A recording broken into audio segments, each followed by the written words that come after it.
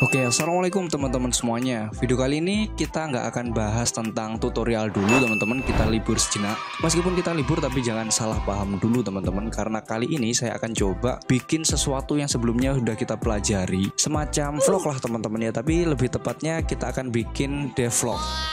Karena ini devlog pertama kita teman-teman, yuk kita mulai aja dulu. Kita akan coba buat program CRUD versi webnya teman-teman. Jadi kita mulai yang dasar-dasar dulu aja. Asal kalian tahu aja ya teman-teman, kalau program CRUD yang akan kita buat nanti, dia ini sebenarnya semacam website. Bukan semacam sih, memang website bentuknya. Aplikasinya nanti bisa kita buat untuk nampilkan data, terus bisa tambah, hapus, sama edit kayak gitu. Jadi kayak kalian kalau punya tabel terus nyatat sesuatu di dalamnya, ada beberapa data.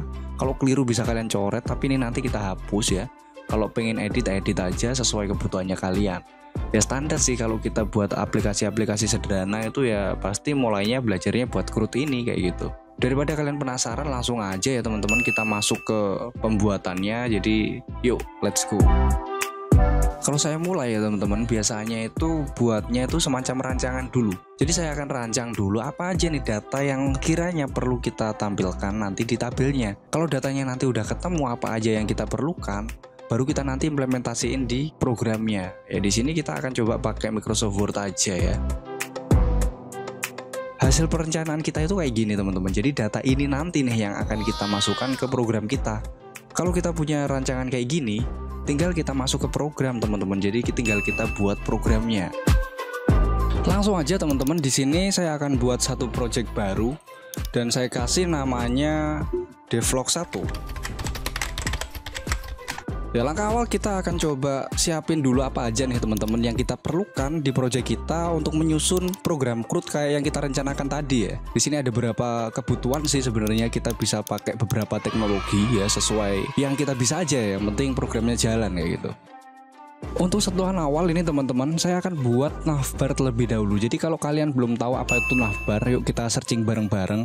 Kalau kita searching di Google, navbar itu kayak gini teman-teman. Dia letaknya di paling atas bagian website. Ada kayak judul gitu ya, di atas ini ada beberapa menu, itu di navbar namanya teman-teman. Ini nanti kita akan coba buat di project kita. Jadi tampilan awal kita nanti ada navbarnya. Ya jadi gini tampilannya. Yuk langsung kita codingkan.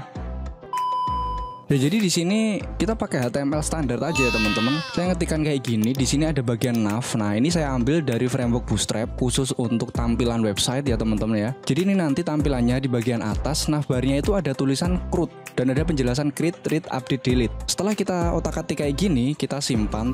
Kalau kita akses, sekarang tampilannya kayak gini teman-teman. Kita udah berhasil membuat navbar meskipun dia belum ada apa-apanya ya. Dia masih tulisan aja di atas ini. Setidaknya dia udah ada di atas. Setelah kita otak-atik dikit teman-teman, di sini saya kasih warna merah, danger kalau di Bootstrap, terus dikasih sentuhan kode-kode terlarang sedikit lah ya. Yang awalnya kayak gini, setelah kita jalankan, dia jadi seperti ini. Lumayan agak rapi ya teman-teman. Ada ikonnya di sini, ada warnanya, terus juga udah ada ketebalan kayak tipografi kayak gitu ya teman-teman. Di sini saya butuh tabel teman-teman. Di bawahnya navbar sini nanti kita akan buat satu tabel yang akan kita gunakan untuk menampung data-data yang akan kita kelola. Setelah saya cari komponen tabel di Bootstrap dan saya otak-atik dikit lah ya, akhirnya tabelnya jadi seperti ini. Ini tabelnya masih sangat polos teman-teman. Saya nanti akan isi datanya itu kita ubah aja ya teman-teman. Kemarin kalau kita rencananya seperti ini, kita pakai data siswa ya. Nanti kita akan ubah pakai serial kartun, salah satu kartun aja ya. Data-data pemainnya kita masukkan ke sini. Setelah diotak-atik ke sana ke sini dan akhirnya datanya nanti minimal akan kayak gini. Ini masih tampilannya aja. Kita belum operasikan data yang ada di dalamnya. Setidaknya prototipenya seperti ini.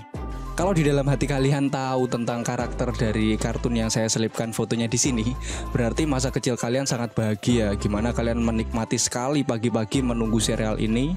Ngomong-ngomong, di atasnya tabel ini kok masih kosong aja ya? Kayak antara navbar sama tabel itu menyatu ya. Saya pengen di sini nanti ada pembatasnya teman-teman, semacam apalah ya yang bisa mempercantik di atasnya sini. Setelah cari inspirasi dan gimana-gimana, akhirnya saya putuskan di atas sini saya kasih tombol, terus di atasnya ada sedikit narasi teks lah ya yang menunjukkan kalau program ini adalah program CRUD selain yang ada di navbar sini. Setidaknya ada variasi lah teman-teman. Jadi hasilnya setelah saya otak-atik hasilnya gini. Di Bootstrap itu ada namanya komponen figur yang bisa menampung beberapa tipografi teman-teman. Jadi figur ini di dalamnya ada beberapa komponen yang bisa kita susun ya menjadi satu paket yang bentuknya kita sesuaikan. Dan di sini saya otak-atik biar tampilannya kayak gini aja ya. Setidaknya di atasnya tabel sudah ada komponen lagi, jadi nggak kosong kayak gitu. Oh iya teman-teman, di sini saya juga nambahin tombol ya. Ada 2 tombol di setiap identitasnya. Jadi ada tombol hijau ini untuk edit ya, sewaktu nanti kalau semisal datanya keliru kita bisa klik ini untuk ngedit. Terus ini juga ada tombol yang merah, gambarnya tempat sampah ini kita pakai buat menghapus datanya ya. Semisal kita nggak perlu data yang ini ya, tinggal kita hapus gitu. Cuma sekarang belum bisa ya, soalnya ini masih tampilan. Biasanya ya teman-teman, di website itu kalau kita amati dengan seksama pasti ada salah satu fitur yang bisa kita gunakan untuk mencari sesuatu ya di halaman tersebut. Namanya searching ya teman-teman. Di sini saya akan coba otak-atik salah satu teknologi yang namanya data table. Setelah saya lihat dan baca dokumentasinya itu sangat panjang banget ya teman-teman. Di sini kita masukkan yang standar-standardan. Saya berhasil memasukkan fitur-fitur dari data table standar yang bisa memberikan yang di sini penambahan data. Terus di sini ada pencarian. Terus di bawah kita dapat bonus untuk pagination. Ketika kita ketikkan sesuatu di sini, dia langsung mencari secara otomatis dan langsung ditampilkan datanya. Dia langsung tampil data yang ada. Kalau datanya nggak ada, langsung ada tulisan kayak gini.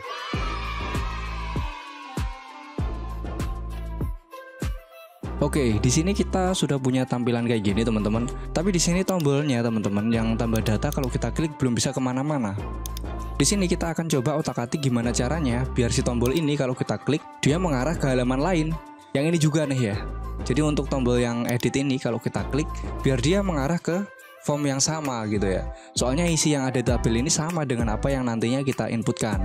Setelah kita otak-atik teman-teman, sekarang untuk tombol tambah data kalau kita klik dia akan mengarah ke halaman error. Oke, setelah kita otak-atik teman-teman, sekarang tombol tambah data kalau kita klik dia mengarah ke halaman seperti ini. Ini nanti yang kita gunakan untuk mengisikan data-data yang akan kita tambahkan di tabel tadi kayak gitu. Kalau kita klik kembali, dia akan kembali ke halaman yang ini. Kalau kita klik yang tombol hijau ini, kita juga akan diarahkan ke sana teman-teman karena formnya sama. Kalau kita klik kembali atau batal ya, kita akan ke sini. Selanjutnya kita akan membuat sebuah database yang akan menyimpan data-data yang kita perlukan dan datanya nanti akan kita tampilkan di sini teman-teman. Oke teman-teman, di sini untuk database-nya saya membuat seperti ini. Dan ini adalah data-data yang saya simpan sementara di dalam database. Di sini saya mengisikan 7 data dulu ya teman-teman di sini.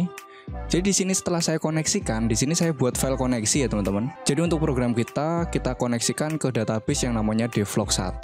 Data yang tadinya cuma ada seperti ini ya, cuma 2 aja yang kita ketikkan di HTML-nya. Sekarang dia sudah mengeload semua data yang ada di database. Nah kalau kita lihat ke bawah, sekarang ada banyak data ya, 7 sesuai dengan yang kita inputkan tadi.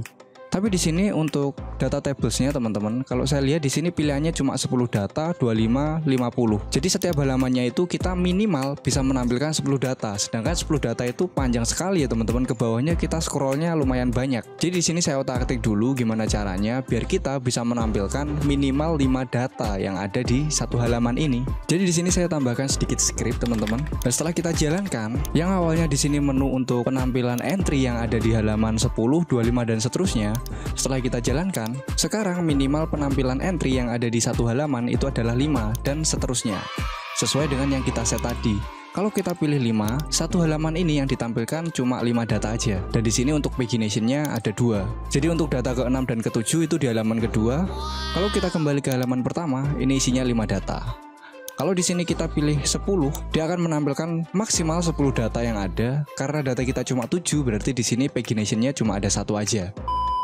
Oke, sekarang kita lanjut ke halaman kedua teman-teman. Untuk tampilannya sudah kita urusi semua ya teman-teman, dan database-nya juga udah ada. Jadi sekarang tinggal kita fungsikan setiap tombol yang ada di halaman kita. Jadi ketika nanti kita menambahkan data mengisikan di sini dan kita klik tambahkan data, dia akan tersimpan di database dan akan ditampilkan di halaman utama teman-teman. Dan kalau kita menghapus datanya, nanti data kita akan dihapus sesuai dengan data yang kita hapus. Setelah kita otak-atik sedikit, untuk mekanisme awal kita sekarang sudah berhasil teman-teman. Contohnya, di sini saya mau menghapus untuk data keempat nih, punyanya si Raja Api Ozai. Kalau kita klik di sini, dia akan menampilkan di sini ada peringatan karena menghapus data itu adalah hal yang berbahaya. Jadi di sini saya berikan untuk peringatannya. Kalau kita nggak jadi, kita klik cancel aja. Kalau kita jadi menghapus, tinggal kita klik OK. Nah, kalau data berhasil dihapus, sekarang untuk data untuk Raja Api Ozai udah hilang teman-teman. Kalau kita tambah data, coba kita akan menambahkan satu data. Kalau kita klik tambahkan, dia akan memproses data yang sudah kita inputkan teman-teman. Dia akan memproses data yang kita inputkan teman-teman. Dan untuk data yang barusan kita tambahkan, dia ada di halaman yang terakhir. Nah, di sini sesuai ya teman-teman. Tile itu tadi yang kita inputkan. Sekarang kita akan edit data nih. Semisal untuk avatar Eng ya, ini kita akan ubah. Untuk namanya di sini kita ubah menjadi avatar gitu aja. Yang Eng akan kita hapus. Kalau kita klik simpan perubahan, data yang mula-mula tadi di sini avatar Eng sekarang sudah berubah menjadi avatar kayak gitu. Masih banyak hal yang bisa kita perbaiki di sini, seperti kalau kita bisa memberikan alert ketika data berhasil kita eksekusi dan menu-menu yang lainnya. Jadi sekian teman-teman video kali ini, langkah-langkah saya dalam membuat program CRUD dari awal pembuatan tampilan sampai bisa program ini beroperasi. Semoga bermanfaat. Saya akhiri video kali ini. Wassalamualaikum warahmatullahi wabarakatuh.